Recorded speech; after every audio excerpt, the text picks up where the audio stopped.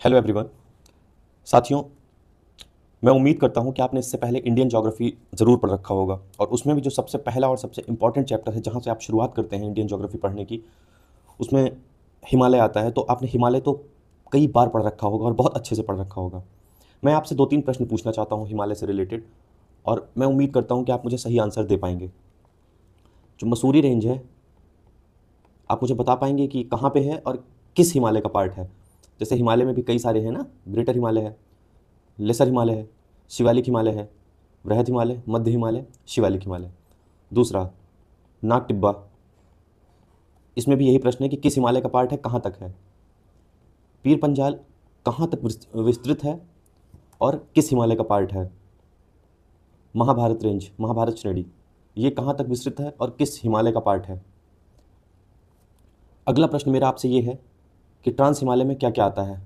अब आप बोलेंगे कि काराकोरम आता है, लद्दाख आता है, जास्कर आता है। आपका जवाब गलत है, जास्कर नहीं आता है।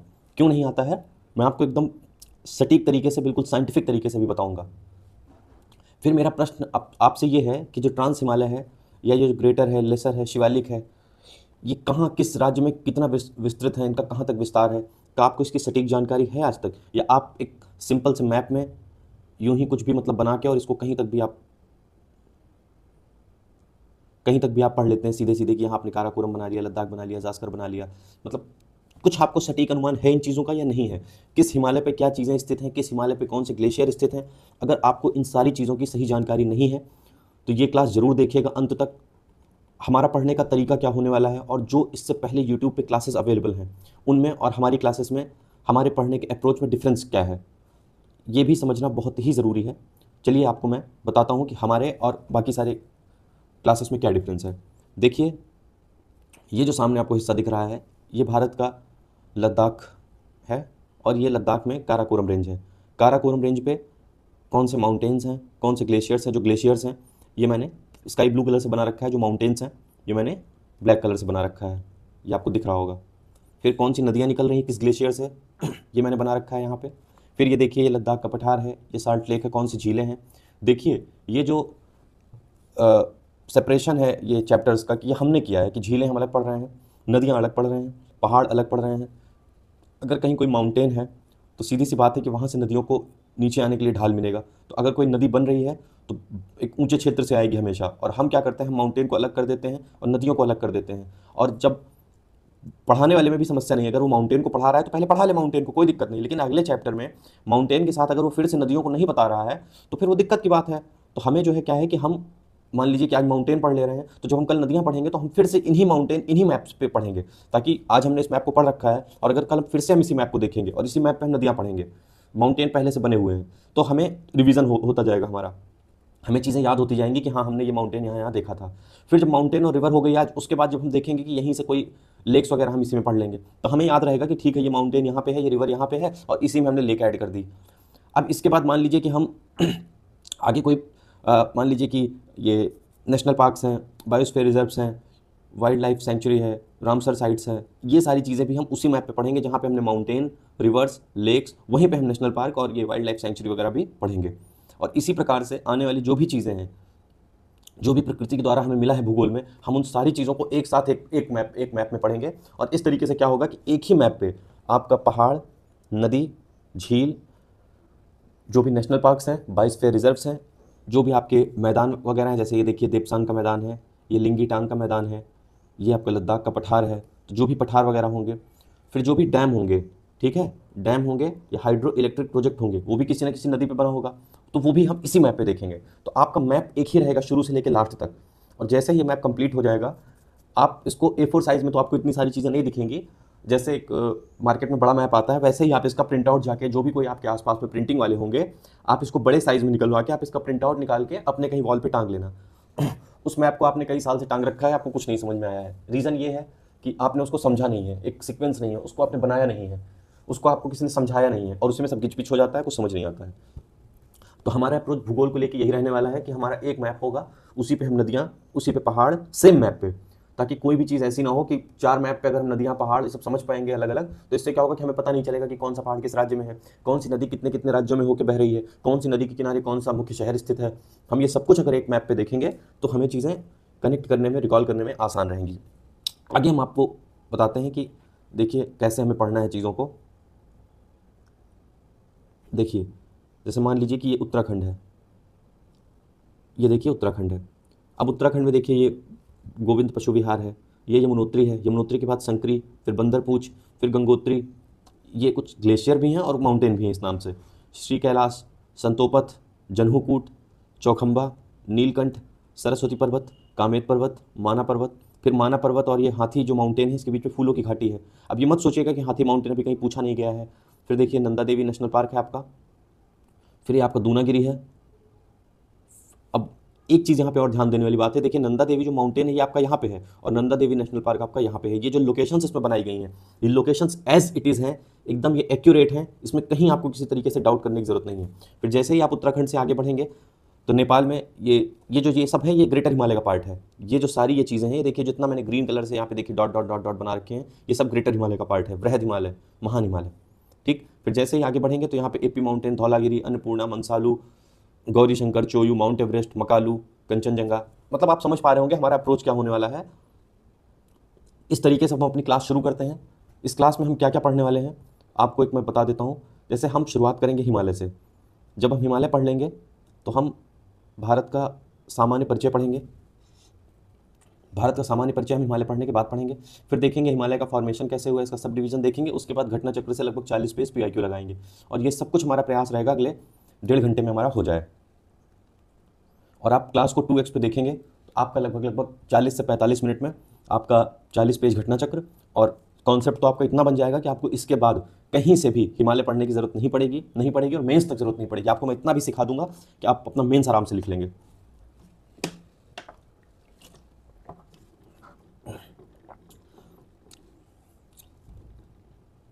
देखिए ये आपका वर्ल्ड मैप में इंडिया का लोकेशन है। ये आपको अच्छे से पता है कि यहाँ पे 8 डिग्री 4 मिनट, यहाँ पे 37.6, यहाँ पे 68.7 और यहाँ पे 97.25 97.25। ये आपका इंडिया का लोकेशन है, एक्चुअल लोकेशन। अब यहाँ इंडिया कैसे पहुँचा, कैसे बना, ये जब तक हम हिमालय का फॉर्मेशन नहीं पढ़ेंगे तब तक हम नहीं समझ पाएंगे। पहले ये सारी प्लेटें आपस में जुड़ी हुई थी, समय था 220 मिलियन ईयर्स पहले। ये सारी प्लेट आपस में जुड़ी हुई थी। जिया का मतलब होता है जो लैंड होता है और पैन का मतलब होता है कोई चीज़ जब इकट्ठा हो उसको बोलते हैं पैन।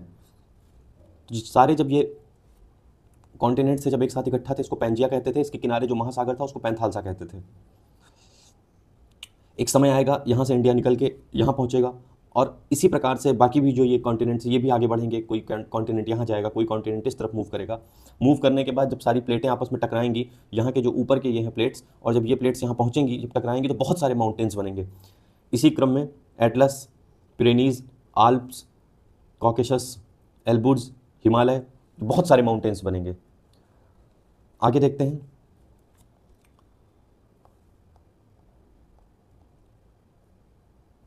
देखिए ये आपका इंडियन प्लेट है। इंडियन प्लेट धीरे धीरे देखिए बढ़ के यहाँ पे आ गई। ये घटना है 24 मिलियन ईयर्स के आसपास की, आज से 24 मिलियन ईयर्स पहले।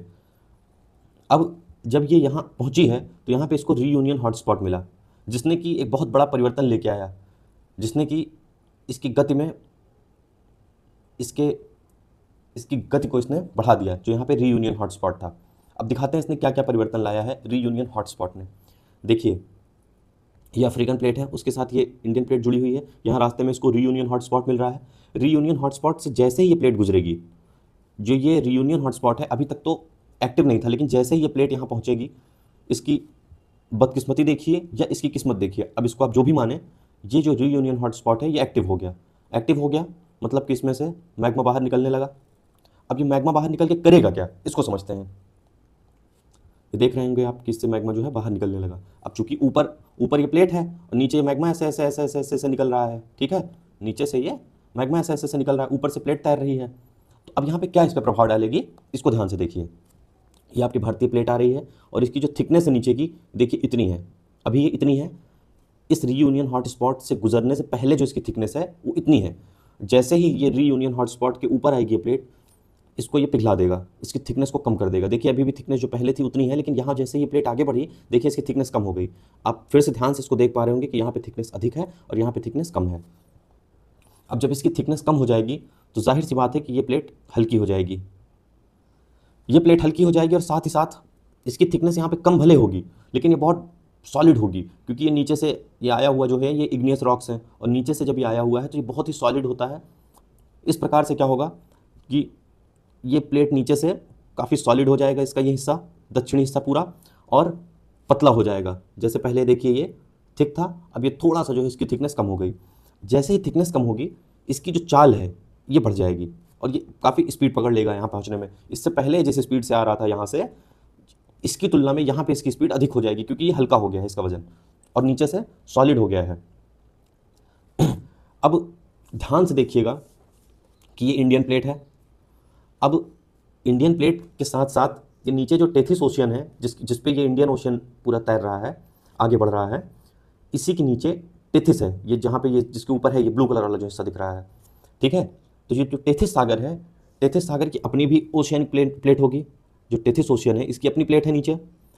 अब आप देखिए अभी भारत यहाँ से दूर है, इस यूरेशियन प्लेट से भी भारत दूर है, भी इसके बीच में इतना गैप है, लेकिन ये जो ओशियनिक प्लेट है ये यहाँ लगभग पहुँच गई, इसके कॉन्टैक्ट में आ गई यूरेशियन प्लेट के। ये यहाँ से चला है, अभी यहाँ पे कोई वो कॉन्टैक्ट में नहीं आए दोनों, लेकिन जब ये थोड़ा सा और आगे बढ़ेगा, ठीक है, जब ये लगभग यहाँ पहुँच जाएगा, इसके बीच इतनी दूरी बढ़ेगी तो जो नीचे टेथिस ओशियन वाली प्लेट है ये इसके कॉन्टैक्ट में आएगी। ये इसके कॉन्टैक्ट में आएगी तो क्या होगा, ये प्लेट नीचे धंसेगी, क्योंकि ये समुद्री प्लेट है, समुद्री प्लेट भारी होती है और भारी प्लेट नीचे धंसती है, और जो हल्की प्लेट होती है कॉन्टिनेंटल प्लेट वो वहीं पर रह जाती है।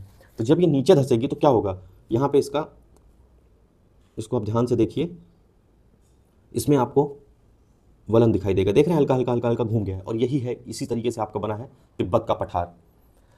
अब आगे देखते हैं तिब्बत का पठार क्यों बना। मैंने आपको बता दिया कि ओशियन, जो टेथिस ओशियन है उसमें नीचे दो लेयर्स हैं, एक मेंटल है और एक ओशियनिक क्रस्ट है। तो ओशियनिक क्रस्ट तो नहीं, लेकिन मेंटल जब नीचे जाएगा और जब काफ़ी नीचे पहुंचेगा और पिघलेगा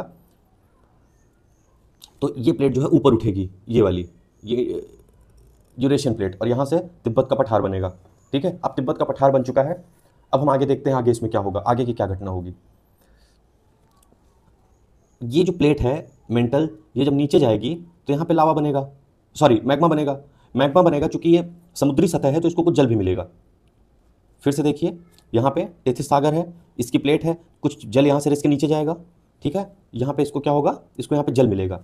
जल की क्या खास बात होती है कि ये जो है, जो रॉक्स होती हैं उनका जो बॉन्ड होता है उसको कमज़ोर कर देता है, और रॉक्स के बॉन्ड को जब ये कमज़ोर कर देगा तो इसके लिए बहुत आसान होगा, जब ये पूरा लिक्विड मैग्मा जब ये ऊपर उठेगा, तो देखिए जब ये धीरे धीरे धीरे धीरे जब ये टेम्परेचर इसका और बढ़ गया, जब ये ऊपर उठने लगा, तो ये यहाँ पे जो यूरेशियन प्लेट है, यूरेशियन प्लेट को तोड़ने में सक्षम होगा।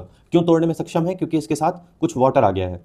वाटर की क्या खासियत होती है कि ये जो चट्टानें हैं, जो रॉक्स है, इसके बॉन्ड को कमज़ोर कर देता है, और इतना इसका हाई प्रेशर होता है इसका जलवाष्प का कि चट्टानों को तोड़ने में सक्षम होता है। इसीलिए जब भी आप देखेंगे कोई ज्वालामुखी, उसमें आपको जल की मात्रा जरूर मिलेगी, और ज्वालामुखी आपको वहीं मिलेंगे जहाँ पे आसपास में जल का बड़ा स्रोत होगा, कोई महासागर होंगे। इस प्रकार देखिए यहाँ पे तोड़ के इसको ऊपर आएगा। अब तिब्बत के पठार के ठीक बाद आपको कुछ वॉल्केनिक माउंटेन्स मिलेंगे। अब आपको लगेगा ये वॉल्केनिक माउंटेन्स कहाँ हैं, तो जो आप ये पढ़ते हैं ट्रांस हिमालय, उन्हीं को कहते हैं हम वॉल्केनिक माउंटेन्स, जो कि काराकोरम और लद्दाख माउंटेन्स के रूप में हमें दिखते हैं। इन्हीं का आगे एक्सटेंशन है जो कि कैलाश श्रेणी के रूप में हमें मिलता है चाइना में। तो अब हम देख पा रहे हैं कि देखिए हमारा ये यहाँ पे तिब्बत का पठार बना था। तिब्बत के पठार के बाद ठीक बाद हमारा ये ट्रांस हिमालय है, जिसमें कि काराकोरम, लद्दाख, और ये आगे जब चाइना में बढ़ती है तो उसको कैलाश श्रेणी कहते हैं। अब हम ये भी समझ गए हैं कि इनका जो ओरिजिन है वो ज्वालामुखी से बना है, वॉल्केनिक ओरिजिन है। अगर वॉल्केनिक ओरिजिन है तो इसमें बैथोलिथ बेस पाए जाएंगे। अब आगे ये बैथोलिथ क्या होता है, ये सब मैं आपको आगे जब 3 से 4 दिन बाद, 5 दिन बाद जब हम लोग रॉक्स पढ़ेंगे तो उसमें मैं आपको समझा दूंगा। ग्रेनाइट रॉक्स, ये देखिए आपकी प्राइमरी रॉक्स होती हैं जो पृथ्वी के अंदर बनती हैं। सीधी सी बात है कि ये जो मैग्मा नीचे बना है, ये सीधी सी बात है पृथ्वी के अंदर बना है, तो ये प्राइमरी रॉक्स होती हैं, इग्नियस रॉक्स होती हैं ग्रेनाइट, जो कि आपको किचन वगैरह में आपको देखने को मिलती हैं। फिर इसका एग्जाम्पल है काराकोरम, लद्दाख और कैलाश श्रेणी। आगे देखते हैं हम, इसके बाद हमारा आता है टेथियन या तिब्बतियन हिमालय, जिसको कि हम जास्कर के नाम से जानते हैं। अभी तक आपने पढ़ा होगा कि काराकोरम, लद्दाख, जास्कर तीनों ट्रांस हिमालय हैं। तीनों ट्रांस हिमालय नहीं है, जो जास्कर है वो टेथियन हिमालय है, क्योंकि ये टेथिस सागर की जो क्रस्ट है, जो टेथिस सागर की क्रस्ट है, ये उसके वलन से बना हुआ है, उसके मुड़ने से बना हुआ है, उसके फोल्ड से बना हुआ है, इसीलिए इसको हम ट्रांस हिमालय के रूप में जहाँ भी लिखा होगा वो सही नहीं लिखा है। अध्ययन की सुविधा है तो हम इसको ट्रांस हिमालय मान लेते हैं, लेकिन ये तिब्बतियन हिमालय या फिर इसको टेथियन हिमालय हम कहते हैं। इसका जो सही नाम है वो है टेथियन हिमालय। अब आप देखिए यहाँ पे क्या है, ये देखिए जल का वो है, यहाँ पे जल है और जल में उस समय जीवन आ चुका था। अब आप मुझे एक बात बताइए, अगर यहाँ पे फोल्डिंग हो रही है, यहाँ पे जल है, यहाँ पे जीव जंतु थे, तो यहाँ पे क्या जीवाश्म नहीं पाए जाएंगे? अब आप आज से जान लीजिएगा कि जब आप जास्कर श्रेणी पढ़ेंगे तो वहाँ पे आपको फॉसिल्स मिलेंगे। यही डिफरेंस है। वहीं आप जब काराकोरम पढ़ेंगे, लद्दाख पढ़ेंगे तो आपको फॉसिल्स नहीं मिलेंगे, आपको फॉसिल्स नहीं मिलेंगे। लेकिन वही आप जब जास्कर रेंज पढ़ेंगे तो आपको वहाँ पे फॉसिल्स मिलेंगे। अब आप मुझे एक बात बताइए कि अगर ये तीनों जो है अगर ट्रांस हिमालय होते तो तीनों में एक जैसी चीज़ें पाई जाती, एक जैसी चट्टानें पाई जाती। लेकिन आप देखिए ये क्रस्ट से बना हुआ है ओशियन के, इसमें जीवाश्म पाए जाएंगे। ये काराकोरम और लद्दाख के काफ़ी समय के बाद बनी हुई हैं, इनके काल में भी डिफरेंस है।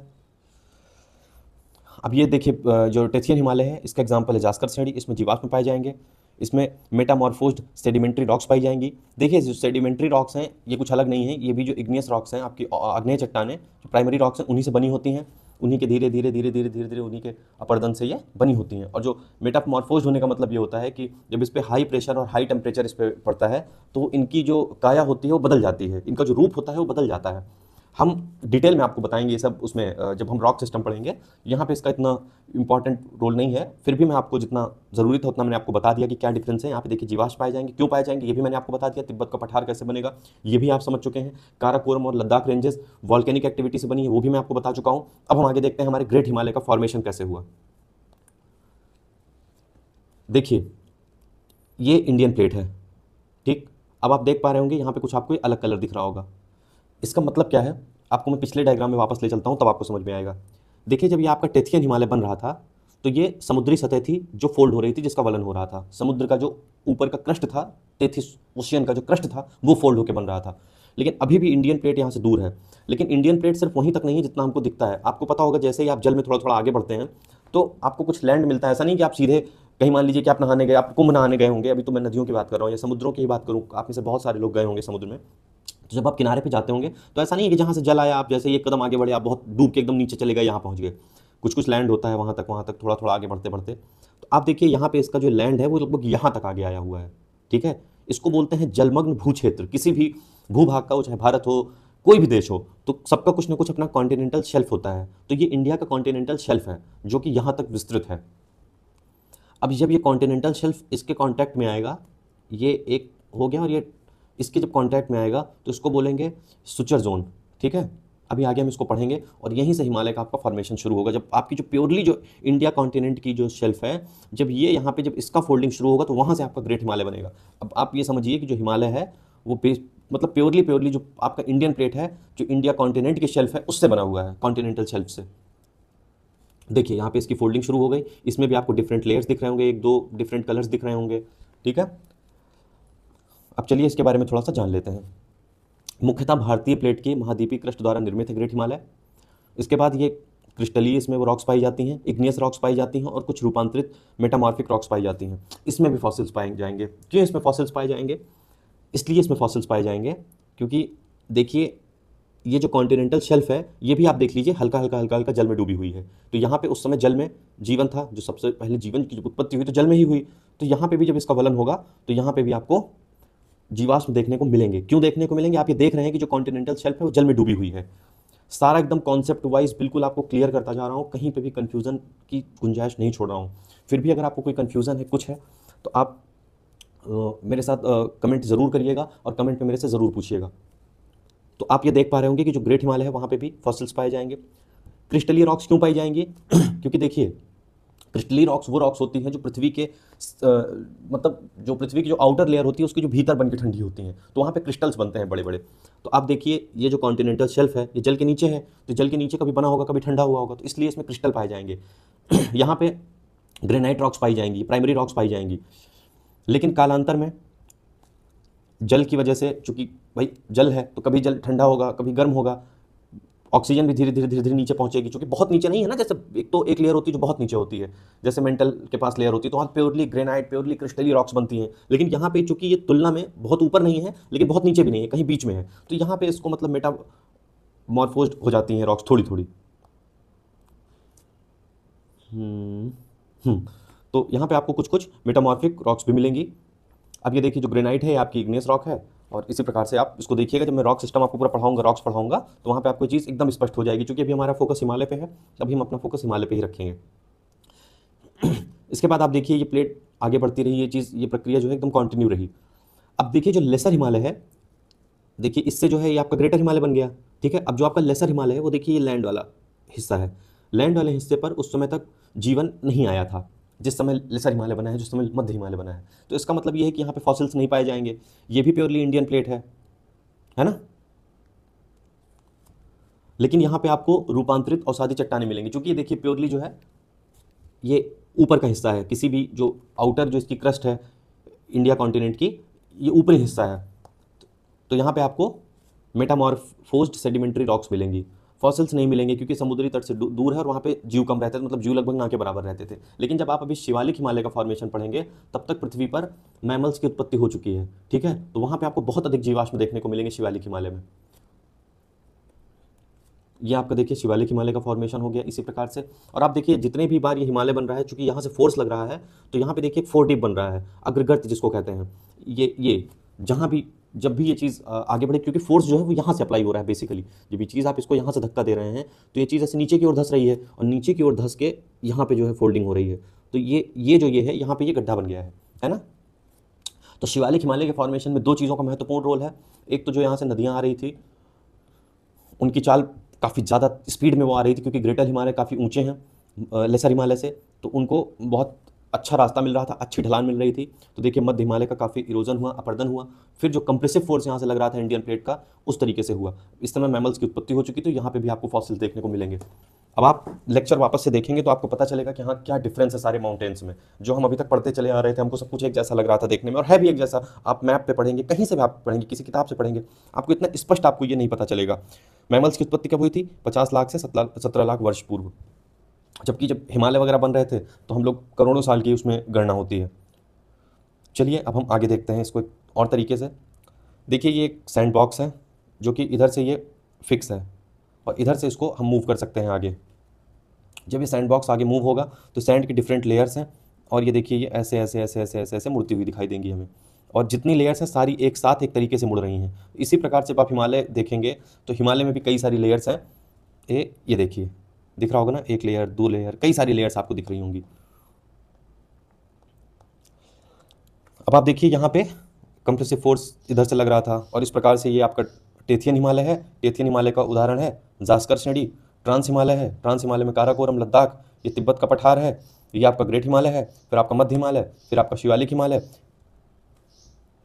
एक चीज़ आप यहाँ पे और देखिए ध्यान से, ये जो ढाल है इसका, ये ढाल इसका इस प्रकार से है कि जब आप इंडियन भारत की तरफ से चढ़ेंगे तो आपके लिए चढ़ना इस पर मुश्किल होगा, ठीक है। लेकिन जब आप नेपाल की तरफ से चढ़ेंगे, तो देखिए कितना सटीक ढाल है ना।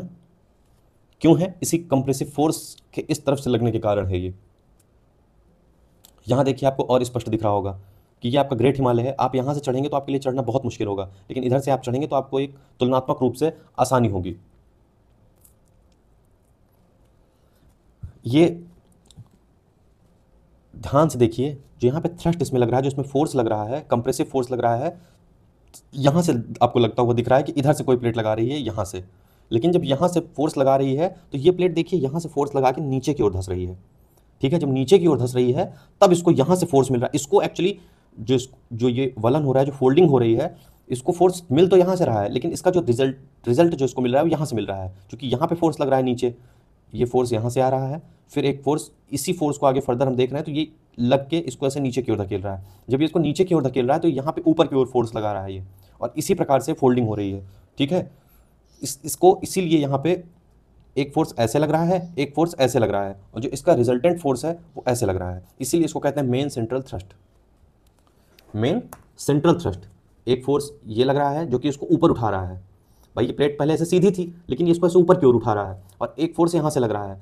अब जो इन दोनों का रिजल्टेंट फोर्स है वो ऐसे लग रहा है, ठीक है। इसीलिए इसको कहते हैं मेन सेंट्रल थ्रस्ट।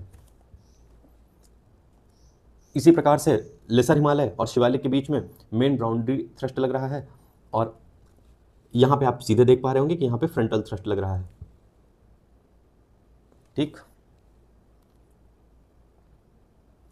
एक और चित्र के माध्यम से समझते हैं। ये आपकी इंडियन प्लेट है, इसके नीचे जरूर इसकी कॉन्टिनेंटल शेल्फ होगी। ये आपका भारत दिख रहा है तो आपको ऊपर ऊपर दिख रहा है जल के, इसके नीचे जरूर कोई इसकी कॉन्टिनेंटल शेल्फ होगी, है ना।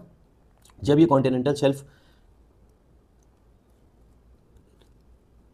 देखिए ये आपकी इंडियन प्लेट है, इसके नीचे इसकी कुछ कॉन्टिनेंटल शेल्फ होगी, फिर ये जो ओशियन है, ओशियन के नीचे भी उसकी कोई ना कोई जो उसका बेस होगा वो होगा। तो जैसे ही वो उसका बेस यानी कि उसका मेंटल इसके कांटेक्ट में आएगा इस यूरेशियन प्लेट के, तो यहाँ पे आपका तिब्बत का पठार बनेगा। ठीक, तिब्बत का पठार बनने के बाद अब चूंकि वो मेंटल काफ़ी नीचे धंसा हुआ है, चूंकि समुद्र का भी वो निचला हिस्सा है, समुद्र में भी क्रस्ट होता है, फिर उसका मेंटल होता है, तो जो उसका मेंटल है नीचे, फिर जब वो पिघलेगा तो कुछ वॉल्केनिक एक्टिविटी होगी। वॉल्केनिक एक्टिविटी से देखिए आपका ट्रांस हिमालय का फॉर्मेशन होगा। ट्रांस हिमालय का मतलब काराकोरम और लद्दाख, 2 रेंजेस, जास्कर नहीं नहीं नहीं। ठीक, इसके बाद आप ये देख पा रहे होंगे कि आपका ये देखिए, ये आपका तिब्बत का पठार हो गया, ये आपका ट्रांस हिमालय हो गया। ट्रांस हिमालय के बाद आपका जिस मेंटल के पिघलने से, जो समुद्री मेंटल था पिघलने से जो ये हिमालय बने ट्रांस हिमालय, उसी का क्रस्ट भी तो होगा ना। तो जब मेंटल उसका खत्म हो जाएगा पिघल के, तो उसका जो क्रस्ट है, जो कि क्रस्ट हल्का होगा तो उसमें फोल्डिंग हो जाएगी। तो उसमें फोल्डिंग होने के बाद ये आपका तिब्बतियन हिमालय बना है। कैसे बना है आपको मैंने बताया है। ये आपका है जास्कर। इसको मैंने ब्लू कलर से इसलिए बनाया है क्योंकि इसमें बहुत सारे फॉसिल्स पाए जाएंगे, चूंकि जो समुद्री क्रस्ट है उसमें बहुत सारे जीव थे, इसलिए मैंने इसको ब्लू कलर से बनाया है। आपको ना समझ में अगर आया हो तो आप पीछे से एक बार फिर से आप जाके इसको देख लीजिए। इतना स्पष्ट तरीके से मुझे नहीं लगता है कि अब मतलब इससे भी ज़्यादा बताया जा सकता है क्लियर। ये जो आपका ये है, ये आपका इंडस सुचर जोन है। ये आपका कैसे बना है, मैंने आपको बताया था कि अभी भी देखिए जो इंडियन प्लेट है वो डायरेक्ट अभी कांटेक्ट में नहीं आई है। अभी भी देखिए इसके बीच में डिफरेंस है। अभी भी यहाँ पे कुछ कुछ आपको टेथिस ओशन दिख रहा होगा। तो जैसे ही इंडियन प्लेट का, ठीक है, जैसे ही इंडियन प्लेट का जो निचला हिस्सा है, जो उसका कॉन्टिनेंटल शेल्फ है, जैसे ही वो कॉन्टैक्ट में आएगा, ये देखिए आपको दिखाता हूँ इंडियन प्लेट का, ये है आपका कॉन्टिनेंटल शेल्फ, जलमग्न भू क्षेत्र। जैसे ही इसके कॉन्टैक्ट में आएगा, उसके बाद ये जो आपका बनेगा वो बनेगा इंडस सुचर जोन। सुचर किसको कहते हैं, सुचर उसको कहते हैं जैसे एक हिस्सा ये है, एक हिस्सा ये है, जब इसको दोनों को आपस में मिला दिया जाता है उसको कहते हैं सुचर। ये मेडिकल टर्म है। जब आपको टांके वगैरह लगते हैं तो आपकी स्किन जब ऐसे फटी रहती है, जो बीच में मान लीजिए चोट है, घाव है, तो जब आपकी 2 स्किन को आपस में जोड़ के जब यहाँ पे ऐसे ऐसे टांके लगाए जाते हैं तो उसको बोलते हैं सुचर। तो इसीलिए इसका नाम इस पर लगाया गया है इंडस सुचर जोन। ठीक है, कि ये जो इंडियन प्लेट है ये इसके डायरेक्ट कांटेक्ट में आ गई। यहाँ पे देखिए दोनों अलग अलग थी, देखिए दोनों अलग अलग थे, और यहाँ पे आप देख पा रहे होंगे लगभग दोनों एक दूसरे से कांटेक्ट में आ गई हैं। तो जैसे ही इंडियन कॉन्टिनेंटल शेल्फ जाकर जो ये आपकी यूरेशियन प्लेट है इसके कांटेक्ट में आएगी तो उसको हम बोलते हैं इंडस सुचर जोन। ये है, इसको हम कहते हैं इंडस सुचर जोन। यहाँ पे यही हिस्सा देखिए, यहाँ पे पहले खाली था, अब ये भर गया। तो ये देखिए, ये आपको ये दिख रहा होगा पर्पल कलर वाला, है ना। इंडस सुचर जोन के बाद ये प्रक्रिया आगे बढ़ती रही, कंटिन्यू रही, और उस पर फोर्स लगता रहा इधर इंडियन प्लेट से। और इधर देखिए आपका ग्रेटर हिमालय बना। ग्रेटर हिमालय के बाद आपका मध्य हिमालय बना। ग्रेटर हिमालय आपको अधिक चौड़े दिख रहे होंगे क्योंकि जो थ्रस्ट था, वो जो पहला धक्का लगेगा वो अधिक तेज लगेगा। मान लीजिए कि आपने कोई आप एक बाउल ले लीजिए और उसको पानी की बाल्टी में उसको आप ऐसे रख लीजिए। पानी की बाल्टी नहीं, अगर टब होगा तो ज़्यादा सही होगा। जब आप उसको ऐसे यहाँ पे मान लीजिए कि एक आपने कोई बाउल रखा हुआ है, जब आपको इधर से धक्का देंगे इसको, तो पहली बार जब ये इस पे जाके लड़ेगा तो काफ़ी तेज उस पर फोर्स लगाएगा। ठीक है, तो जब ये इंडिया कॉन्टिनेंट की शेल्फ जो है, जब वो जाके यूरेशियन प्लेट में टकराई थी, तो जो पहला उसका थ्रस्ट था वो काफ़ी तेज था, तो उसकी वजह से आप देखिए ग्रेटर हिमालय बना, इसको पर्याप्त समय मिला और पहला जो उसमें धक्का था, तो इसलिए ये ज़्यादा चौड़े हैं। ठीक है, अब देखते होंगे आप, जैसे ही वो बाउल जाके उसमें टकराएगा किसी एक टब में, जैसे मैंने अभी आपको बताया था कि ये एक आपका टब है और यहाँ पे मान लीजिए कि कोई बाउल है, तो जब यहाँ पे जाके टकराएगा तो टकरा के आप देखेंगे कि पहली बार जाके टकराएगा, फिर थोड़ा पीछे आएगा। ठीक है, लेकिन चूंकि ये लगातार ये फोर्स इधर से लग रहा है, फिर आप इधर से फोर्स लगातार कंटिन्यू है, तो फिर जाके टकराएगा, तो दूसरे टक्कर में आपका ये लेसर हिमालय बनेगा, और इसी प्रकार से तीसरे टक्कर तक उसका वो फोर्स काफ़ी कम हो जाएगा, और इस प्रकार देखिए आपके शिवालिक हिमालय बनेंगे। मैंने आपको बता दिया कि यहाँ पे एक अग्रगर्त बना था, यानी 4 बना था। क्यों बना था, आप एक प्लेन पेपर लेके आप एक ऐसे प्लेन पेपर लीजिए और उसको फिर ऐसे ऐसे ऐसे फोल्ड कीजिए, तो आपको दिखेगा जब आप उसको फोल्ड करेंगे तो यहाँ पे आपको मतलब फोर्स लगता हुआ प्रतीत होगा। जब यहाँ पे इसको ढकेलेंगे आप तो नीचे की ओर धंसेगा, और जब नीचे की ओर धंसेगा तो इसको ऊपर उठाएगा, तो यहाँ पे गर्त बनेगा। ये बहुत सामान्य बात है। तो जो गर्त बनेगा इसको बाद में गंगा, ब्रह्मपुत्र, इधर असम असम के हिस्से में, इधर सिंधु वगैरह, सतलज, ये सारी नदियाँ इसको धीरे धीरे धीरे धीरे धीरे धीरे इसको भर देंगी, और ये भर देंगी तो काफ़ी ये फर्टाइल लैंड बनेगा। ये देखिए ये आपका इंडो गंगेटिक प्लेन्स बनेंगे। इसके बाद ये हमने पढ़ा कि हिमालय का फॉर्मेशन कैसे हुआ। मुझे नहीं लग रहा है कि अब आपको कोई डाउट रह गया होगा। ठीक है, अब इंडिया के फॉर्मेशन के बाद आपको मैं दिखा देता हूँ कि जैसे कौन कौन से माउंटेन्स हैं जो अभी तक हमने पढ़े और हमें देखने को मिलते हैं। तो देखिए, हमने अभी पढ़ा है काराकोरम रेंज बनी, जो कि ट्रांस हिमालय का हिस्सा है। उससे ऊपर तिब्बत का पठार बना था। उसके बाद फिर काराकोरम के बाद लद्दाख बना था, जिसको कि हम आगे जब इधर बढ़ते हैं चाइना में तो इसको हम कैलाश माउंटेन बोलते हैं, लद्दाख को ही। फिर हमने पढ़ा था जास्कर रेंज, जिसपे कि हमें बहुत सारे फॉसिल्स मिलते हैं। ये आपकी जास्कर रेंज है, जो कि आपका तिब्बतियन या तेथियन हिमालय का हिस्सा है। ये आपका इंडस सांगपो सुचर जोन जो मैंने आपको भी बताया था, ये आपका है लद्दाख और जास्कर के ठीक बीच में।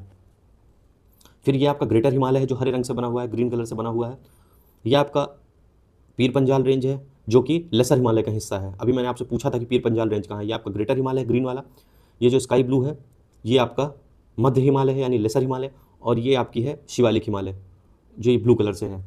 अब इसको चलिए हम आपको दिखाते हैं जूम करके और एक एक पार्ट को अच्छे से पढ़ते हैं। पहले हम सबसे पहले काराकोरम रेंज पढ़ेंगे। 5-5, 7-7 मिनट हम समय देंगे हर रेंज को, और उतने में हम इसको अच्छे से समझ लेंगे और समझ के ख़त्म करेंगे। देखिए, जब आप काराकोरम रेंज प्योरली ये लद्दाख में स्थित है। लद्दाख में जब यहाँ से शुरुआत होगी तो आपको दसपर माउंटेन मिलेगा। फिर चूंकि ये ऊंचा क्षेत्र है तो यहाँ पे आपको बतूरा ग्लेशियर मिलेगा। बतूरा के ठीक बाद आपको चोगोलुंगमा मिलेगा। फिर आपको ससाइनी ग्लेशियर मिलेगा।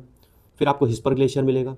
फिर ऊपर आपको दिस्तगिल सार माउंटेन मिलेगा। और ये देखिए सब क्रम से हैं, जैसे आप देख रहे होंगे ये जरूर ऊपर नीचे है, लेकिन आपको इसमें क्रम दिखाई दे रहा होगा। अगर आप सीधी रेखा खींचेंगे तो सबसे पहले आपको बतूरा दिखेगा, फिर चोगोलुंगमा दिखेगा, फिर आपको ससाइनी दिखेगा, फिर आपको इधर देखिए हिस्पर दिखेगा, फिर आपको इधर दिस्तगिल सार दिखेगा, फिर आपको बियाफो दिखेगा, फिर आपको पुनमा ग्लेशियर दिखेगा। जो मैं आपको बता रहा हूँ एकदम क्रम से बता रहा हूँ, आपको इसको एज इट इज़ इसका प्रिंट आउट आगे चल के निकलवा लेना। अभी आप लेक्चर को आप देखिएगा 1 बार, 2 बार, 3 बार, और अभी आपको सारे प्रश्न मिलेंगे। आपसे पूछा गया कि पुनमा ग्लेशियर कहाँ पे है, आपसे पूछा गया ससाइनी ग्लेशियर कहाँ पे है, किस हिमालय के किस हिस्से में है, काराकोरम पे है कि लद्दाख पे है कि ग्रेट हिमालय पे है, इसलिए मैं आपको ये सब बता रहा हूँ। तो अभी हम चूंकि देखिए ध्यान से, यहाँ देखिए काराकोरम लिखा हुआ है बैकग्राउंड में, KRA, शायद आपको दिख रहा हो, ये काराकोरम है, ठीक है।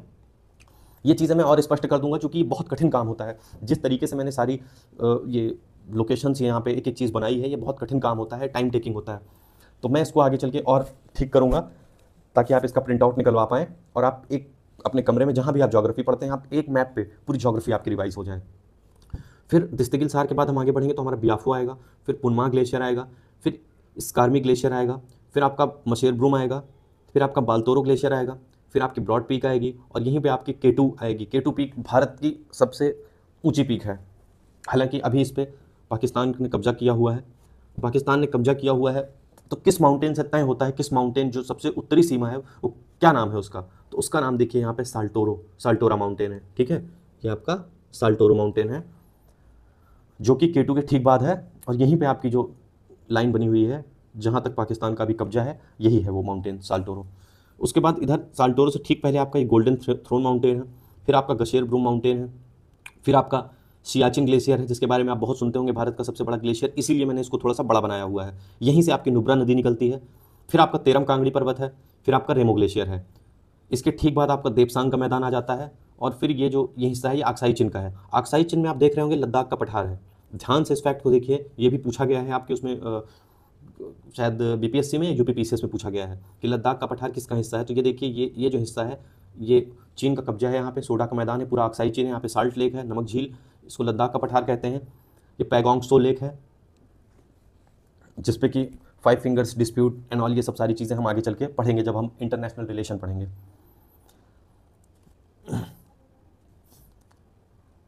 ये हमारा हो गया काराकोरम रेंज।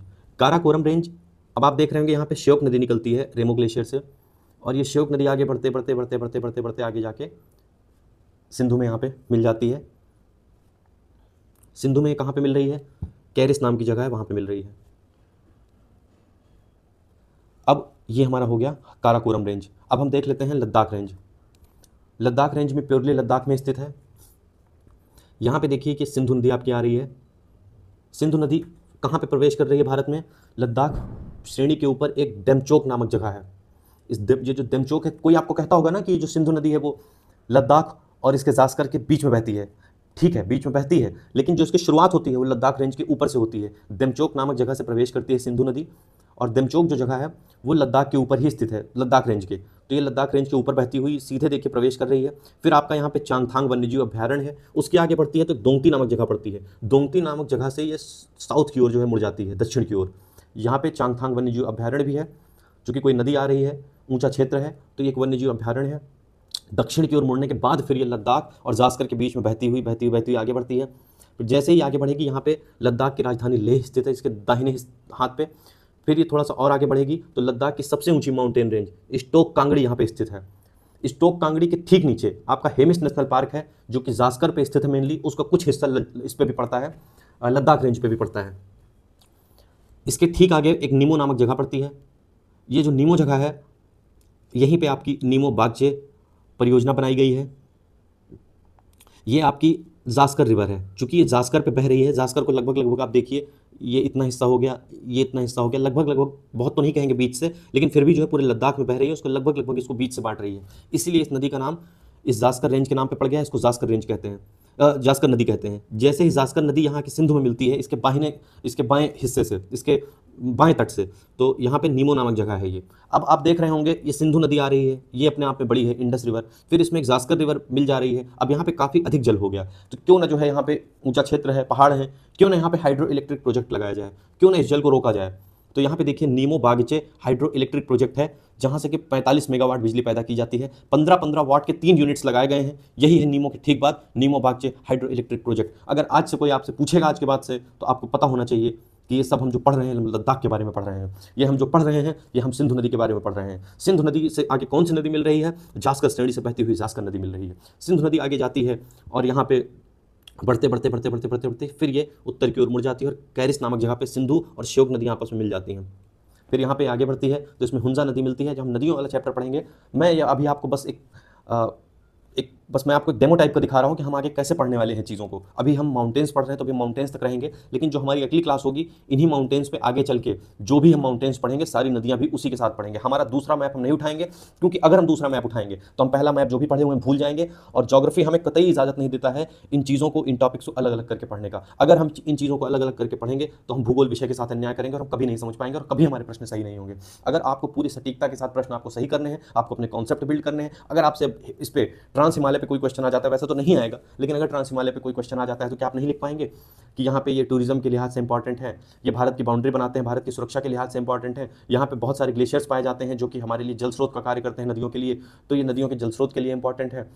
क्या आप नहीं लिख पाएंगे कि यहाँ पे बहुत सारे नेशनल पार्क्स हैं, बायोस्फीयर रिजर्व्स हैं, वाइल्ड लाइफ सेंचुरीज हैं, तो ये वन्य जीव या हमारे जो वन है, जो प्राकृतिक एनवायरनमेंट है, पर्यावरण की दृष्टिकोण से बहुत इंपॉर्टेंट है। यहाँ पे कुछ ऊंचा क्षेत्र है तो यहाँ कुछ पठार पाए जाते हैं, पठारों के नीचे आपको पता है कि मिनरल्स पाए जाएंगे, तो मिनरल्स के लिहाज से इंपॉर्टेंट है। आप क्या नहीं लिख पाएंगे? क्योंकि ये ऊंचे ऊंचे क्षेत्र हैं, तो यहाँ पे हाइड्रो इलेक्ट्रिक प्रोजेक्ट्स, जल की काफ़ी अधिकता है, तो हाइड्रो इलेक्ट्रिक प्रोजेक्ट्स के लिहाज से बहुत इंपॉर्टेंट है। हम यहाँ की नदियों के जल को धीरे धीरे, आज नहीं लेकिन हाँ आज के 10 साल 20 साल बाद हम आगे जो मध्य भारत है वहाँ पे अगर मान लीजिए कि जल की कमी होती है, तो वहाँ पे हम नहरों के माध्यम से या किसी अन्य माध्यम से हम इस जल को नीचे लाएंगे। आपको ये नहीं कह सकते हैं कि भविष्य में जो है अगर हमें जल संकट अगर हमारे सामने आता है तो उसके लिहाज से क्षेत्र बहुत इंपॉर्टेंट है। क्या आप नहीं लिख सकते हैं मेंस में? चलिए आगे बढ़ते हैं। हमने काराकोरम रेंज पढ़ लिया है, अब हम लद्दाख रेंज भी पढ़ चुके हैं कि ये जो लद्दाख रेंज है ये देखिए प्योरली ये लद्दाख में स्थित है। ठीक है, अब हम देखते हैं,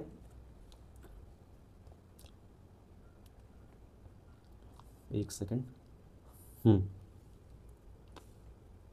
ये आपकी लद्दाख रेंज हो गई, जो कि आगे बढ़ के इसको हम, जब हम इधर चीन में पहुंचते हैं, इस वाले क्षेत्र में, तिब्बत और चीन वाले क्षेत्र में, तो इसको हम कैलाश माउंटेन कहते हैं, इसी को कैलाश श्रेणी कहते हैं। अब कोई कंफ्यूजन की जरूरत नहीं है, ये काराकोरम हो गया, इसको प्योरली काराकोरम कहते हैं। ये लद्दाख रेंज है और ये दोनों ट्रांस हिमालय का हिस्सा है। इसी पे देखिए यहाँ पे आपको दिख रही होगी मरखा घाटी। ठीक है, इसको हम कैलाश माउंटेन बोलते हैं। कैलाश माउंटेन पे देखिए एक चीज़ और है, ये जो हम बहुत पढ़ते हैं ना, ये मानसरोवर लेक, राक्षस ताल, रक्षा झील, अलग अलग नाम इसके हैं। कहीं पे राक्षस मिलता है, कहीं पे रक्षा लेक मिलता है। ठीक है, मानसरोवर तो मानसरोवर ही मिलता है। यहीं से ब्रह्मपुत्र, सिंधु, सतलज, ये सारी नदियों का ओरिजिन यहीं से सब आसपास में होता है, चूँकि ऊंचा क्षेत्र है ग्लेशियर वाला, तो यहाँ पे बहुत सारी नदियों का ओरिजिन है। ठीक है, तो ये आपका लद्दाख रेंज का ही एक्सटेंशन है, और लद्दाख रेंज किसका पार्ट है? ट्रांस हिमालय का पार्ट है। अब इसके ठीक बाद हम जास्कर रेंज पढ़ते हैं। जास्कर रेंज पे देखिए आपका ये हेमिस नेशनल पार्क है। जास्कर रेंज जो है आपकी ये प्योरली, ये भी लद्दाख में ही स्थित है। ये इंडस सांगपो सुचर जोन है जो इन दोनों को अलग कर रहा है। अभी आपको मैंने बताया था ना कि ये लद्दाख और ये जास्कर के बीच में कैसे हम ये मानेंगे कि दोनों अलग है, तो देखिए इंडस सांगपो सुचर जोन है इसके बीच में। उसके बाद यहाँ पे फॉसिल्स आपको मिलेंगे, लेकिन इसमें आपको फॉसिल्स नहीं मिलेंगे क्योंकि काराकोरम और लद्दाख जो है वॉल्केनिक एक्टिविटी से बना हुआ है। अब हम आगे देखते हैं, जास्कर के बाद हमारा अगला है ग्रेट हिमालय। अब चलिए हम ग्रेट हिमालय देखते हैं कहाँ से कहाँ तक है। तो जो ग्रीन वाला आपको दिख रहा है ये पूरा आपका ग्रेट हिमालय है। ये देखिए ये आपका जम्मू कश्मीर का हिस्सा है, ये इतना, ये आपका हिमाचल प्रदेश है, ये आपका उत्तराखंड है। यहाँ पे भी जूम करूँगा तो आपको दिखाऊंगा, मैंने ग्रीन ग्रीन डॉट्स बना रखे हैं। ये आपका उत्तराखंड है, फिर ये आपका नेपाल है, फिर ये देखिए भारत के सिक्किम में पाया जाएगा ग्रेट हिमालय, फिर ये आपका अरुणाचल प्रदेश में पाया जाएगा। अब चलिए एक एक राज्य में इसकी क्या क्या खासियतें हैं, इसमें क्या क्या चीज़ें पाई जाती हैं, हम इसको देख लेते हैं। देखिए ये जो जम्मू कश्मीर और लद्दाख में पाया जाता है ये ग्रेट हिमालय, इसी में देखिए आपकी कश्मीर की घाटी पाई जाती है। यहीं पे आपका देखिए ये दाचिगम नेशनल पार्क है। इसी में आपका देखिए नंगा पर्वत है जम्मू कश्मीर में। नंगा पर्वत के ठीक इधर लेफ्ट साइड में आपका रूपल ग्लेशियर पाया जाता है और इसके ठीक दाहिने हिस्से में दाइमीर ग्लेशियर पाया जाता है। फिर से देखिए ध्यान से कि जो रूपल और दाइमीर ग्लेशियर हैं ये आपके ग्रेट हिमालय पे पाए जाते हैं। ठीक है, अब इसको आप ऐसे याद रखिएगा कि अगर कोई ग्रेट है तो उसका जो रूप होगा वो अच्छा होगा। ठीक है, और दाइमीर, हाँ, अगर कोई ग्रेट है तो सीधी सी बात है कि रिच हो जाएगा, वो अमीर हो जाएगा। ठीक है, तो आप इसको ऐसे याद रखिएगा, दाइमीर, दामिर और ये रूपल, उसका रूप अच्छा होगा वो अमीर होगा। तो ये दोनों जो है ग्रेट हिमालय के वो हैं। फिर इसी में जब आप आगे बढ़ेंगे तो आपको यहाँ पे नुनकुन माउंटेन मिलेगा। नुनकुन माउंटेन से एक नदी निकलेगी, हम इसको बाद में पढ़ेंगे, अभी मैं बहुत नहीं जा रहा हूँ रिवर्स में, लेकिन मैं आपको प्रॉमिस कर रहा हूँ कि हम इसी मैप पे रिवर्स पढ़ेंगे, इसी मैप पे हम लेक्स पढ़ेंगे, हम सब कुछ इसी मैप पे पढ़ेंगे, इसी मैप पे हम सारी घाटियाँ पढ़ेंगे। तो हम ताकि जब अपने अपना अगला अगला लेक्चर जब हम अपना बनाएंगे, अगली क्लास हम अपनी जब करेंगे, जब आप लोग साथ में पढ़ेंगे तो आपको ये सारी चीज़ें दोबारा रिवाइज होंगी। और ये जो हम मतलब जितनी भी हम क्लासेस बनाएंगे, मान लीजिए कि 5 क्लास, 8 क्लास, 10 क्लास, 10 के 10 क्लास में जब आपको ये चीज़ दिखेगी तो आपके दिमाग में बैठ जाएगा पूरी तरीके से। फिर कितना भी कठिन प्रश्न आएगा आपसे आराम से हो जाएगा। फिर ये देखिए कश्मीर घाटी भी आपका ग्रेट हिमालय के फुट हिल जो रीजन है इसका, जो जहाँ से मतलब ये शुरू होता है वहाँ पे ये इसके फुट में स्थित है, फुट हिल रीजन इसको बोलते हैं। ठीक है, फिर यहीं पे आपका किश्तवाड़ नेशनल पार्क है। फिर इसी पे आपका ड्रैंग ड्रंग ग्लेशियर है ना। देखिए कोई जब अमीर हो जाएगा तो वो ड्रिंक भी करेगा, तो आप इसको ऐसे याद रखिएगा, ड्रैंग ड्रंग टाइप सा। ठीक है, शफात, अब आप इसको ऐसे याद रखिएगा कि मतलब उसके अंदर भाई शराफत भी उसकी कम हो जाएगी। जैसे भी आपको समझ में आता है आप इसको वैसे याद रखिए। मैं बहुत इसके लिए मेरे पास ट्रिक्स नहीं है, लेकिन फिर भी मैं आपको ये चीज़ें क्लियर कर दे रहा हूँ। ये प्रश्न पूछे गए हैं और आगे भी पूछे जाएंगे। तो देखिए ग्रेट हिमालय पे आपको नंगा पर्वत, दाइमीर ग्लेशियर, रूपल ग्लेशियर, कश्मीर घाटी, Dachigam national park, Nun Kun mountain, Shafat glacier, Drang Drung glacier, Kishtwar national park. फिर आप और आगे बढ़ेंगे तो आपको किब्बर वाइल्ड लाइफ सेंचुरी मिलेगी। आप यहाँ पे ध्यान से देखिएगा एक चीज़, जो आपकी किब्बर वाइल्ड लाइफ सेंचुरी है ये कुछ तो यहाँ पे ग्रेट हिमालय में है, जो एक हरा वाला हिस्सा है ये वृहद हिमालय है आपका, महान हिमालय, और ये कुछ आपका जास्कर माउंटेन में भी पड़ता है इसका कुछ उत्तरी हिस्सा। ठीक है, फिर आपका, और हाँ, ये जो ड्रैंग ड्रंग या जो शफात है ये सब आपका प्योरली ग्रेट हिमालय में है, जो कि नुनकुन माउंटेन के मैंने इसको ऊपर बना दिया है। आप ये मत समझिएगा कि ये जास्कर में जाके वो होता है। ठीक है, फिर ये आपका किब्बर वाइल्ड लाइफ सेंचुरी है। फिर जब आप, ये हिमाचल प्रदेश है आपका, ठीक है, ये आपका हिमाचल प्रदेश है, ये देख रहे होंगे ना, मनाली, डलहौजी, जहाँ हिमाचल प्रदेश शुरू होता है लगभग लगभग वो ये जो बॉर्डर है जहाँ डलहौजी और ये जम्मू कश्मीर जैसे ही ख़त्म होगा आपका हिमाचल शुरू होगा, वहाँ पे आपका डलहौजी शहर पड़ेगा। यहाँ हिमाचल प्रदेश और जो चाइना का जो बॉर्डर है यहाँ पे आपको रियो माउंटेन मिलेगा। अगर आप इसको ध्यान से देखिए तो ये जास्कर माउंटेन पे है ये जो रियो पर्वत है। ठीक है, फिर आप हिमाचल प्रदेश में ग्रेटर हिमालय पे आपको सांगला घाटी मिलेगी, यहीं पे आपको खीर गंगा नेशनल पार्क मिलेगा, यहीं पे आपको पार्वती पर्वत मिलेगा। आप ध्यान से देखिएगा, ये पार्वती, इंद्र, इंद्रासन, देव, हनुमान टिब्बा, आप देखिए सब सारे जो है भगवान जी के नाम पे हैं। तो आपको जो भी पर्वत मिलेंगे भगवान जी के नाम पे, वो आपको या फिर उत्तराखंड में मिलेंगे और या फिर आपको यहाँ मिलेंगे हिमाचल प्रदेश के ग्रेटर हिमालय पे। ठीक है, तो आप याद रखिएगा, ये आपका पार्वती पर्वत है, ये आपका रियो पर्वत है, ये आपका ग्रेट हिमालय नेशनल पार्क है। Great Himalaya national park great Himalaya और मध्य हिमालय दोनों पे आता है ये। ठीक है, तो इसको आप ध्यान रखिएगा कि ग्रेटर हिमालय नाम है इसका, लेकिन इसका हिस्सा मध्य हिमालय में भी आएगा ये। फिर ये आपका पिन वैली नेशनल पार्क है, ये प्योरली ग्रेटर हिमालय में है। ये आपका इंद्रासन नेशनल पार्क है, ये भी ग्रेट हिमालय का हिस्सा है। फिर आप आगे बढ़ेंगे उत्तराखंड, अभी हम सिर्फ ग्रेटर हिमालय देखेंगे, मध्य हिमालय बाद में देखेंगे। बिल्कुल कंफ्यूज नहीं होना है, इसीलिए मैं आपको एक चीज़ स्पष्ट तरीके से बता रहा हूँ। ये आपका गोविंद पशु विहार नेशनल पार्क आएगा, फिर आपका यमुनोत्री ग्लेशियर आएगा, फिर आपका संकरी माउंटेन आएगा, फिर आपका बंदरपूंछ ग्लेशियर या बंदरपूंछ माउंटेन आएगा। देखिए ग्लेशियर्स को बहुत आप अलग मत करिए माउंटेन से। जो ग्लेशियर्स होते हैं वो माउंटेन्स के ऊपर ही उसकी कैप के रूप में होते हैं। जब जैसे मान लीजिए कि आपने सर पे कोई कैप लगा ली ऊंची सी, जो बर्थडे कैप होती है उसको आप व्हाइट कलर की लगा लीजिए, तो उसी के लिए उसको हिम टोपी कहते हैं, कि जो वो बर्फ़ के ऊपर, जैसे ये बर्फ़ है जैसे मान लीजिए कि ये आपका माउंटेन है, तो इसी के ऊपर ऐसे ऐसे ऐसे जमा होता है बर्फ, इसलिए इसको हिमटोपी कहते हैं। ठीक है, तो ये आपका गंगोत्री हो गया। एक सीक्वेंस आप ऐसे ही देखिए, आप याद रखिएगा इसको। ये आपका गंगोत्री हो गया, गंगोत्री के ठीक ऊपर गंगोत्री नेशनल पार्क है, और गंगोत्री नेशनल पार्क नेलांग घाटी में स्थित है। भाई कोई घाटी होगी, वो घास होगी, वहीं पे तो नेशनल पार्क होगा ना, वहीं पे तो जीव जंतु आके निवास करेंगे। तो यहाँ पे आपका गंगोत्री नेशनल पार्क है। फिर आपका श्री कैलाश माउंटेन है, ग्लेशियर भी है। फिर आपका संतोपत ग्लेशियर है। फिर आपका जन्हूकूट पर्वत है। फिर आपका चौखंबा पर्वत है। फिर आपका नीलकंठ पर्वत है। फिर आपका सरस्वती पार्वती। ये देखिए, जब आप उत्तराखंड और इधर जो चीन का ये जो बॉर्डर है, इधर आपको ये मिलेगा। ठीक है, जो सरस्वती पर्वत है। फिर आपका कामेत शिखर मिलेगा। फिर आपका माना शिखर मिलेगा। माना दर्रा भी है यहाँ पे, और माना यहाँ पे शिखर भी है, माउंटेन भी है। फिर ये आपका, आपने बहुत पढ़ा होगा, फूलों की घाटी नेशनल पार्क और ये फूलों की घाटी। तो ये माना और हाथी माउंटेन के ठीक बीच में आपको मिलेगा। जैसे आप हाथी माउंटेन से आगे बढ़ेंगे तो आपको यहाँ पे ये नंदा देवी नेशनल पार्क मिलेगा। नंदा देवी नेशनल पार्क और ये नंदा देवी माउंटेन दोनों अलग अलग है। नंदा देवी नेशनल पार्क आपको लगभग मध्य में मिलेगा, नंदा देवी जो आपको माउंटेन मिलेगा वो लगभग उत्तराखंड जहाँ खत्म होने वाला होगा उससे थोड़ा पहले मिलेगा। नंदा देवी के ठीक नीचे पिंडार ग्लेशियर है, उसके ठीक नीचे नंदकोट पर्वत है, उसके ठीक पहले त्रिशूल पर्वत है, और नंदा देवी जो नेशनल पार्क है उसके ठीक नीचे दूनागिरी है। देखिए, ये नंदा देवी नेशनल पार्क है, ये नंदा देवी माउंटेन है। नंदा देवी माउंटेन और इसके बीच में आपको 4 चीज़ें याद रखनी है कि यहाँ पे आपको दूनागिरी मिलेगा, दूना पर्वत। ठीक है, फिर आपको त्रिशूल पर्वत मिलेगा, फिर आपको ये नंदकोट मिलेगा, और फिर आपको ये पिंडार ग्लेशियर इस तरीके से मिलेगा। तो लगभग त्रिशूल के आसपास से शुरू होगा, नंदकोट के ठीक ऊपर, और यहाँ आगे बढ़ते बढ़ते बढ़ते बढ़ते नंदा देवी के आगे तक ये जाएगा। और इन सबके सबसे ऊपर आपको मिलाम ग्लेशियर मिलेगा। अब आप ये देख पा रहे होंगे कि आपको यमुनोत्री, गंगोत्री, ये देखिए गंगोत्री के ऊपर मैंने ये ब्लू कलर से बना रखा है, स्काई ब्लू कलर से एक टोपी के रूप में। तो ये भी जो है गंगोत्री ग्लेशियर भी है। Satopanth glacier, Janhukut, Milam glacier, Pindar glacier, ये सब आपको भी ग्रेट हिमालय पे मिल रहा है। यहाँ ग्रीन कलर इसलिए मैंने नहीं बनाया है क्योंकि पहले यहाँ पे नीचे ग्रीन कलर मैंने किया हुआ था, लेकिन बार बार इसकी लोकेशंस को मैं यहाँ वहाँ बनाने में, इसको शिफ्ट करने में बहुत मुझे टाइम लग रहा था। तो फिर मैंने क्या किया, ग्रीन कलर हटा के यहाँ पे सारे मैंने डॉट्स बना दिए। फिर आप आगे बढ़ेंगे ग्रेटर हिमालय में, तो आपको यहाँ पे एपी माउंटेन मिलेगा। ये सारा हम लोग नेपाल की बात कर रहे हैं। फिर यहाँ पे आपको धौलागिरी मिलेगा। धौलागिरी के बाद धौलाधार और धौलागिरी में अंतर है। जो धौलागिरी है वो नेपाल में है। अब आप इसको ऐसे याद रखिए, जब आप किसी को पालते हैं तो बार बार वो छोटा बच्चा वो गिरता है। ठीक है, और नेपाल, ठीक है, जब आप किसी को बार बार किसी का पालन पोषण करते हैं तो आपको बार बार वो गिरते चलते संभलते दिखता है। फिर आप उसको अन्न वगैरह खिलाते हैं।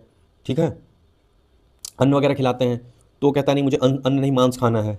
ठीक है, फिर वो कहता है जो भी आदमी होगा भगवान का नाम लेकर, अरे भगवान ये चोमू सा बच्चा है, इसको अन्न छोड़ के मांस मदिरा ये सब खा रहा है। फिर वो चला जाएगा परेशान होकर रेस्ट करने के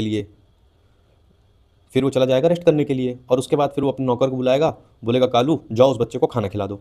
ध्यान से देखना, ये आपको सीक्वेंस आपको याद रहेगा। जब कोई जो है बच्चा है, जब आप बार बार वो गिर रहा है, आप उसका पालन कर रहे हैं, इससे आप याद रखिएगा नेपाल। ठीक है, जब आप उस बार गिर रहा है, अब वो बड़ा हो गया, आप उसको अन्न खिलाएंगे तो कहेगा नहीं मुझे अन्न नहीं, मुझे मांस खाना है। तो चूंकि आप सात्विक प्रवृत्ति के व्यक्ति हैं तो आप कहेंगे अरे भगवान, तो आप भगवान का नाम लेंगे, गौरी शंकर गौरी शंकर गौरी शंकर। ये चोमू सा बच्चा है, ये चोयू है हालांकि, तो आप इसको याद रखिएगा, चोमू सा बच्चा है ये। गौरी शंकर से आप कहेंगे चोमू सा बच्चा है, ये मांस मांग रहा है मेरे से। फिर आप चले जाएंगे परेशान होकर आप रेस्ट करने, और कोई आपका नौकर है कालू, आप उसको बोलेंगे कि जाओ उसको खाना खिला दो, मैं नहीं खिला पाऊंगा। आपको इस तरीके से क्रम याद रहेगा, धौलागिरी, अन्नपूर्णा, मनसालू, गौरी शंकर, चोयू, माउंट एवरेस्ट। यार क्या क्या करना पड़ता है मुझे आप लोगों के लिए, मतलब इतना सही से मैं बता रहा था सब कुछ, फिर मुझे ट्रिक बनाना पड़ा। खैर छोड़ो। फिर जब आप सिक्किम पहुंचेंगे तो आपको यहाँ पे कंचनजंगा माउंटेन मिलेगा। कंचनजंगा के ऊपर ही आपको जेमू ग्लेशियर मिलेगा, और यहीं पे आपको कंचनजंगा नेशनल पार्क मिलेगा। आप थोड़ा सा और आगे बढ़ेंगे तो आपको छोमो युमो माउंटेन मिलेगा, सिक्किम में ही आपको यूथांग घाटी मिलेगी बीच में। और आपको जैसे ही सिक्किम खत्म होगा, इसके बॉर्डर पे आपको पौहुनरी माउंटेन मिलेगा। यहाँ पे आपको इसके ठीक नीचे आपको संडकफू मिलेगा, संडकफू। ठीक है, ये आपका वेस्ट बंगाल और ये सिक्किम वाला क्षेत्र है, यहाँ पे आपको संडकफू माउंटेन मिलेगा। और यहीं आप आगे बढ़ेंगे तो यहाँ पे आपको कांगतो पर्वत मिलेगा, और यहीं आपको सबसे ऊपर आप आ जाएंगे तो यहाँ आपको नामचा पर्वत देखने को मिलेगा, और यहीं से ब्रह्मपुत्र नदी मुड़ जाती है यू आकार की घाटी बनाते हुए। ठीक है, ये आपका हो गया ग्रेटर हिमालय। अब हम आपको देखते हैं मध्य हिमालय बताते हैं। ध्यान से देखिए, ये जो स्काई ब्लू हिस्सा आपको दिख रहा है पूरा यहाँ से लेके यहाँ तक का, ये वाला हिस्सा दिख रहा है, ये आपका है मध्य हिमालय। अब चलिए आपको इसको जूम करके दिखाता हूँ ठीक तरीके से।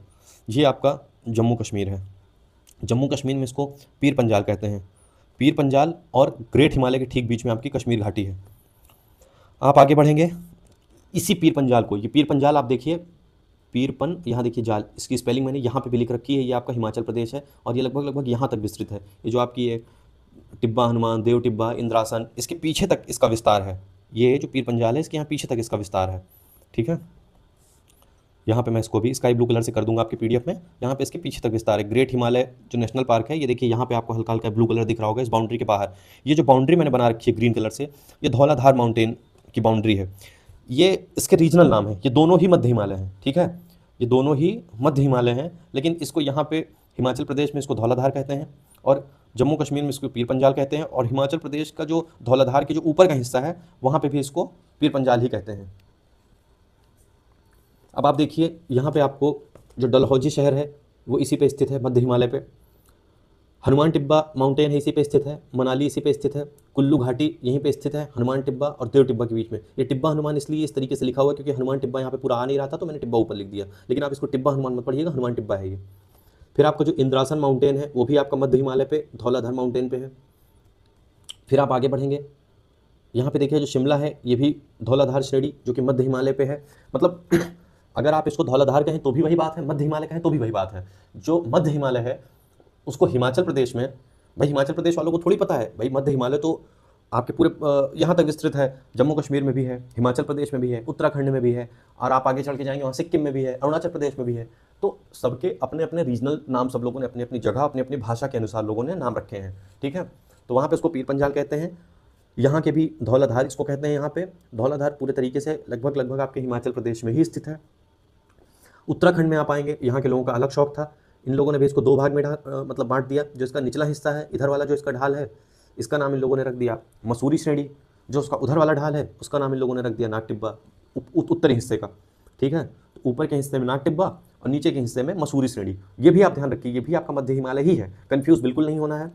पीर पंजाल कहें, धौलाधार कहें, नाग टिब्बा कहें, मसूरी कहें, महाभारत कहें, ये सब कुछ मध्य हिमालय है।